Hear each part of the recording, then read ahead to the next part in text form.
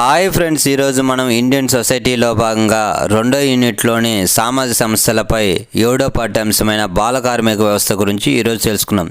ఈ పాఠ్యాంశం నుంచి గ్రూప్ 2 ప్రిలిమ్స్కి 1 లేదా 2 ప్రశ్నలు వచ్చే అవకాశం ఉంది. ఇప్పుడు ఈ పాఠ్యాంశం గురించి తెలుసుకున్నాం. ధనార్జనకై పనిచేసే 14 సంవత్సరాల లోపు వయసు గల పిల్లలను ఏమంటారు? బాల కార్మికులు. ధనార్జనకై పనిచేసే 14 సంవత్సరాల లోపు వయసు గల పిల్లలను బాల కార్మికులు అని ఏ చట్టం పేర్కొన్నది?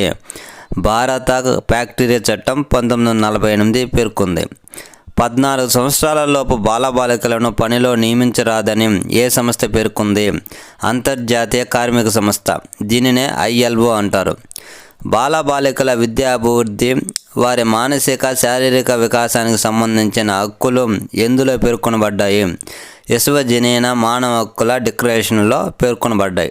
ఒక బాలుడు బాలిక 5 సంవత్సరాల నుండి 11 సంవత్సరాల మధ్య వయసులో రోజు కనీసం 1 గంట పాటు ఆర్థికపరమైన పనిలో పాల్గొన్న లేక వారంలో కనీసం 24 గంటలు ఇంటి పనిలో ఉన్న వారిని బాల కార్మికులుగా ఎవరు పేర్కొన్నారు? ఐక్యరాజ్య సమితి అంతర్జాతీయ బాలల అత్యవసర నిధి. దీనినే యూనిసెఫ్ అంటారు. 12 సంవత్సరాల నుండి 14 సంవత్సరాల వయసు గల వారు ప్రతిరోజు కనీసం 14 గంటలు ఆర్థిక సంబంధమైన పనిలో పాల్గొన్న లేక వారంలో కనీసం 12 గంటలు ఇంటి పనిలో పాల్గొన్న వారిని బాల కార్మికులుగా ఎవరు పేర్కొన్నారు? ఐక్యరాజ్య సమితి అంతర్జాతీయ బాలల అత్యవసర నిధి యూనిసెఫ్ పేర్కొన్నది.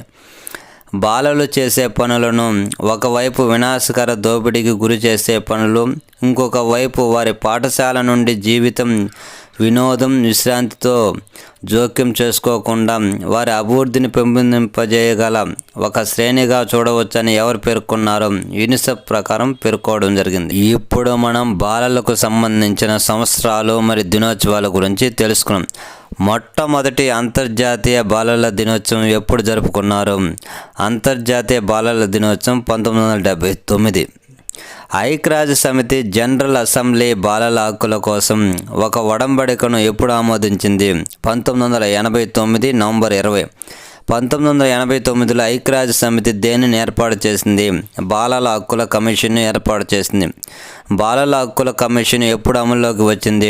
1990 సెప్టెంబర్ 2. ప్రపంచ బాలల దినోత్సవం ఎప్పుడు జరుపుకుంటారు? నవంబర్ 20. భారత ప్రభుత్వం బాలల హక్కుల ప్రకటన ఎప్పుడు జారీ చేసింది? 1992 డిసెంబర్ 11. జాతీయ బాలల హక్కుల దినం ఎప్పుడు జరుపుకుంటారు? నవంబర్ 14. అంతర్జాతీయ కార్మిక సంస్థ 2002లో దేనిని ప్రారంభించింది? ప్రపంచ బాల కార్మికుల వ్యతిరేక లేక నిర్మూలన దినంను ప్రారంభించింది. ప్రపంచ బాల కార్మికుల వ్యతిరేక లేక నిర్మూలన దినం ఎప్పుడు జరుపుకుంటారు? జూన్ 2. శిశువుల సంరక్షణ దినం ఎప్పుడు జరుపుకుంటారు? నవంబర్ 7. అంతర్జాతీయ బాలల దినోత్సవం ఎప్పుడు జరుపుకుంటారు? జూన్ 1. ప్రపంచ బాల కార్మికుల సంఖ్యలో భారత్ ఎన్నో స్థానంలో ఉంది? 1వ స్థానంలో. 2011 జనాభా లెక్కల ప్రకారం మొత్తం బాల కార్మికుల సంఖ్య ఎంత? 43.53 లక్షలు. భారతదేశంలోని బాల కార్మికుల్లో 69.5% వ్యవసాయ రంగంలో పనిచేస్తున్నారని ఎవరు తెలియజేశారు? US కార్మిక శాఖ. మన దేశంలో అత్యధికంగా బాల కార్మికుల గల రాజధాని నగరం ఏది? ముంబై. మన దేశంలో అత్యధికంగా బాల కార్మికులు గల ప్రాంతం ఏది? శివకాశి. 2011 జనాభా లెక్కల ప్రకారం అధికంగా బాల కార్మికులు గల రాష్ట్రాలు ఏవి? 1వ స్థానంలో ఉత్తరప్రదేశ్, 2వ స్థానంలో మహారాష్ట్ర. 2011 జనాభా లెక్కల ప్రకారం అత్యల్పంగా బాల కార్మికులు గల రాష్ట్రం ఏది? 1వ స్థానంలో సిక్కిం, 2వ స్థానంలో మిజోరం. 2011 జనాభా లెక్కల ప్రకారం అధికంగా బాల కార్మికులు కేంద్రపాలిత ప్రాంతం ఏది? 1 ఢిల్లీ, 2వ స్థానంలో చండీగఢ్. 2011 జనాభా లెక్కల ప్రకారం అత్యల్పంగా బాల కార్మికులు గల కేంద్రపాలిత ప్రాంతం ఏది? 1 లక్షద్వీప్, 2వ స్థానంలో డామన్ డయ్యూ. ఇప్పుడు మనం బాల కార్మికుల వృత్తుల గురించి తెలుసుకున్నాం. మన దేశంలో అగ్గిపెట్టెలు మరియు టపాసుల పరిశ్రమ అధికంగా కేంద్రీకృతమైన ప్రాంతం ఏది? శివకాశి, తమిళనాడులో ఉంది. చేపల పరిశ్రమలో ఎక్కువగా బాల కార్మికులు ఎక్కడ కనబడతారు? క్విలాన్, కొచ్చి కేరళలో, కన్యాకుమారి తమిళనాడు రాష్ట్రాల్లో ఎక్కువగా కనిపిస్తారు. మన దేశంలో గనులు, క్వారీలలో అధికంగా బాల కార్మికులు పనిచేస్తున్న గని క్వారీ పరిశ్రమలు ఎక్కడ ఉన్నవి? 1 మేఘాలయ, 2 మాండసూర్ మధ్యప్రదేశ్లో, 3 మార్కాపురం ఆంధ్రప్రదేశ్లో ఉన్నాయి. చేనేత పరిశ్రమ రంగంలో బాల కార్మికులు ఎక్కువగా కనబడే ప్రాంతాలు ఏవి? కాంచీపురం, తిరువూర్, తిరువనంతపురం ప్రాంతాల్లో ఎక్కువగా కనిపిస్తారు. బీడీ పరిశ్రమలలో ఎక్కువగా బాల కార్మికులు కనబడే ప్రాంతాలు ఏవి? తెలంగాణ, తిరుచానపల్లి. తాళం బుర్రల పరిశ్రమలో బాల కార్మికులు ఎక్కువగా కనబడే ప్రాంతాలు ఏవి? అలీగర్, ఉత్తరప్రదేశ్లో ఎక్కువగా కనిపిస్తారు. తివాచీ పరిశ్రమలో బాల కార్మికులు ఎక్కువగా కనబడే ప్రాంతాలు ఏవి? జమ్మూ అండ్ కాశ్మీర్, వారణాసి, మిర్జాపూర్, రాజస్థాన్ ప్రాంతాల్లో ఎక్కువగా కనిపిస్తారు. వెట్టి చాకరీ లేదా కట్టు బానిసత్వం నిర్మూలన కోసం ఏ చట్టాన్ని తీసుకురావడం జరిగింది? వెట్టి చాకరీ నిర్మూలన చట్టం 1976. వెట్టి చాకరీ వ్యవస్థ నిర్మూలన చట్టం దేశంలో ఎప్పుడు అమల్లోకి రావడం జరిగింది? 1976. వెట్టి చాకరీ వ్యవస్థ నిర్మూలన చట్టాన్ని వ్యతిరేకించిన వారికి ఏ శిక్ష విధిస్తారు? 3 నెలలు జైలు శిక్ష, 10,000 జరిమానా విధిస్తారు. బాల కార్మిక వ్యవస్థ ప్రభుత్వ చర్యల గురించి ఇప్పుడు తెలుసుకున్నాం. అందులో 1 రాజ్యాంగపరమైన పరిరక్షణలు. వెట్టి చాకరీ లేదా బేగారు పద్ధతి లేదా దేవదాసి లేదా అక్రమ రవాణా నిషేధం ఏ ఆర్టికల్ తెలియజేస్తుంది?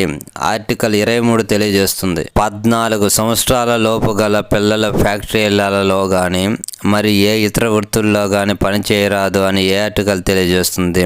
ఆర్టికల్ 24. నైతిక ధన సంపాదన విషయంలో పిల్లలను, యువకులను దోపిడీకి గురి కాకుండా రక్షించాలని ఏ ఆర్టికల్ తెలియజేస్తుంది? Article 39F. 14 సంవత్సరాల లోపు గల పిల్లలందరికీ ఉచిత నిర్బంధ విద్యపై రాజ్యం సత్వర చర్యలు తీసుకోవాలని ఏ ఆర్టికల్ తెలియజేస్తుంది? ఆర్టికల్ 45. ఇప్పుడు మనం 2 చట్టాల గురించి తెలుసుకుందాం. గార్డియన్ అండ్ వార్డ్స్ చట్టాన్ని ఎప్పుడు తీసుకురావడం జరిగింది? 1890లో తీసుకురావడం జరిగింది. ప్రొహిబిషన్ ఆఫ్ అఫెండర్స్ చట్టం ఎప్పుడు అమల్లోకి రావడం జరిగింది? 1958. The organisation of charitable home చట్టాన్ని ఎప్పుడు తీసుకురావడం జరిగింది? 1960. వెట్టి చాకరీ నిషేధ చట్టం ఎప్పుడు తీసుకురావడం జరిగింది? 1976. బాలల పరిరక్షణ హక్కు చట్టం ఎప్పుడు తీసుకురావడం జరిగింది? 2005.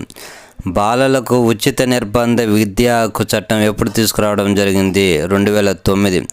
బాల కార్మిక నియంత్రణ నిషేధ చట్టాన్ని ఎప్పుడు తీసుకురావడం జరిగింది? 1986 డిసెంబర్ 23. బాల కార్మిక నియంత్రణ నిషేధ చట్టాన్ని ఎవరి నివేదిక మేరకు ఏర్పాటు చేయడమైంది? గురుపాద స్వామి కమిటీ 1979 ప్రకారం తయారు చేయడమైంది. అగ్గిపెట్టెలు, టపాసుల పరిశ్రమ ఎక్కడ నెలకొని ఉన్నాయి? శివకాశి, తమిళనాడు రాష్ట్రంలో. డైమండ్ పాలిషింగ్ పరిశ్రమ ఎక్కడ నెలకొని ఉన్నది? సూరత్, గుజరాత్ రాష్ట్రంలో నెలకొని ఉంది. ప్రీసియస్ స్టోన్ పాలిషింగ్ పరిశ్రమ ఎక్కడ నెలకొని ఉంది? జైపూర్, రాజస్థాన్. గాజు పరిశ్రమ ఎక్కడ నెలకొని ఉంది?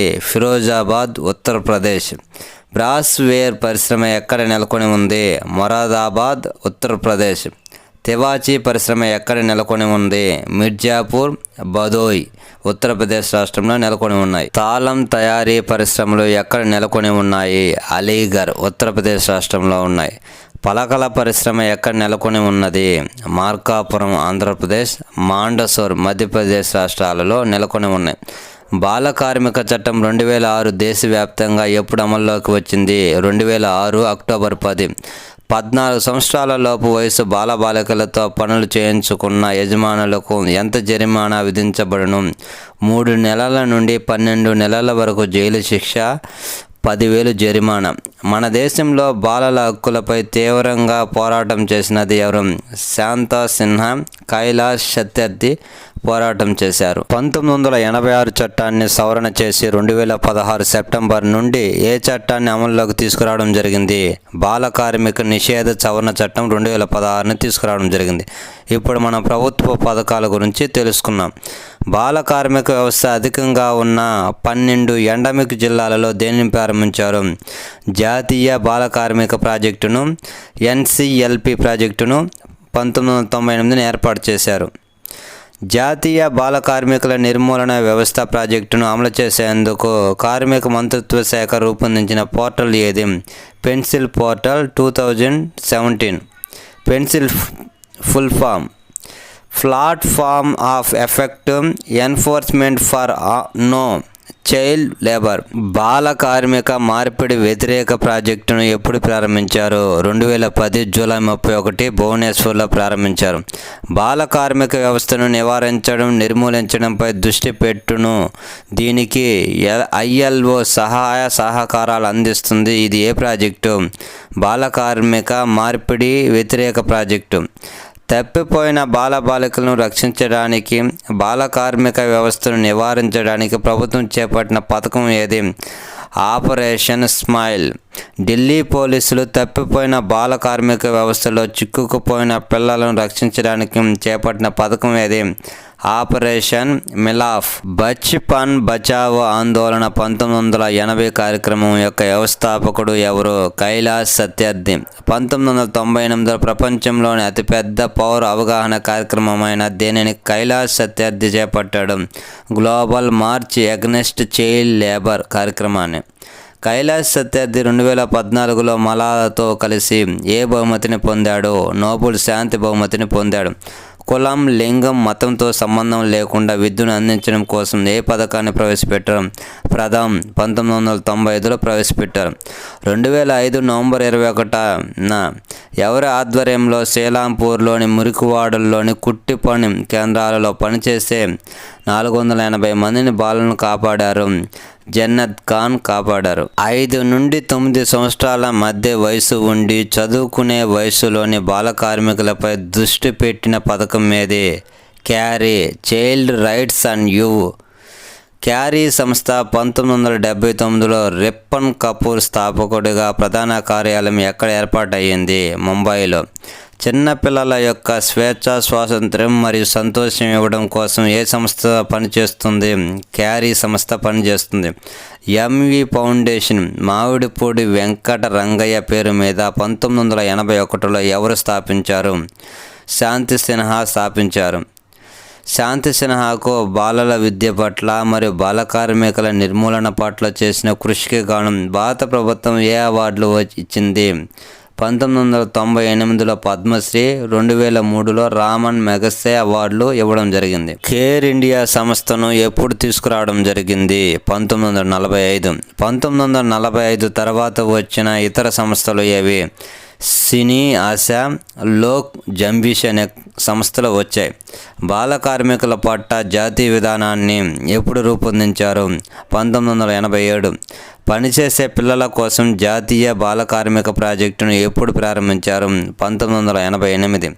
ప్రపంచంలో మొత్తం కార్మికులలో భారత్లో ఎంత భాగం కలరు? 1/4 వంతు కలరు. అంతర్జాతీయ కార్మిక సమావేశం 1983 బాల కార్మికులను ఎన్ని రకాలుగా విభజించింది? 5 రకాలుగా. మన దేశంలో బాలల హక్కులపై తీవ్రంగా పోరాటం చేసినది ఎవరు?